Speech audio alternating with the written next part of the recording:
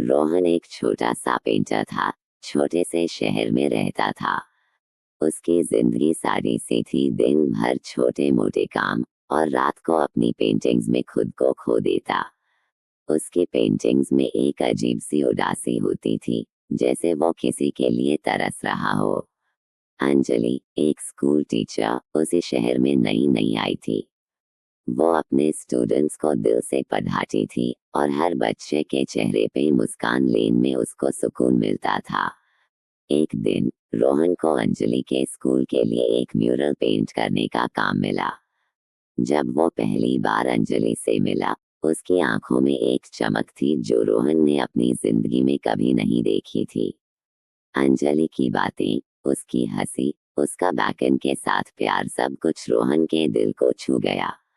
वो हर रोज स्कूल जाता, म्यूरल बनाता और चुपके चुपके अंजलि को देखता। अंजलि भी नोटिस करती थी कि रोहन की पेंटिंग्स में एक कहानी होती थी जो शायद उसका दिल कहना चाहता था। दोनों के बीच दोस्ती हुई। रोहन अपनी पेंटिंग्स के जरिए अपने दिल की बात कहता और अंजलि अन पेंटिंग्स को समझने की कोशिश करती।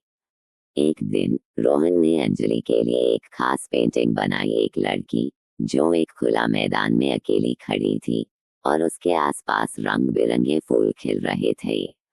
अंजलि ने जब ये देखा, उसकी आंखों में आंसू आ गए। उसने रोहन से पूछा, ये लड़की कौन है? रोहन ने शर्माते हुए कहा, ये तुम हो अंजलि। तुम मेरी जिंदगी में वही रंग हो जो इस पेंटिंग में है। लेकिन जिंदगी इतनी आसान नहीं होती। अंजलि के घर वाले उसकी शादी किसी और से तय कर चुके थे। अंजलि ने रोहन को बताया और उसका दिल टूट गया। रोहन ने कहा, मैं तुम्हें खुश देखना चाहता हूँ अंजलि। अगर तुम्हारी खुशी किसी और के साथ है तो मैं खुद को रोक लूंगा। अंजलि रो पड़ी, क्योंकि उसका दिल भी रोहन से जुदा था, लेकिन उसने अपने परिवार के लिए अपना प्यार छुपाया। दिन बीत गए, अंजलि की शादी हो गई और वो शहर छोड़कर चली गई। रोहन ने अपनी पेंटिंग बैंड कर दी।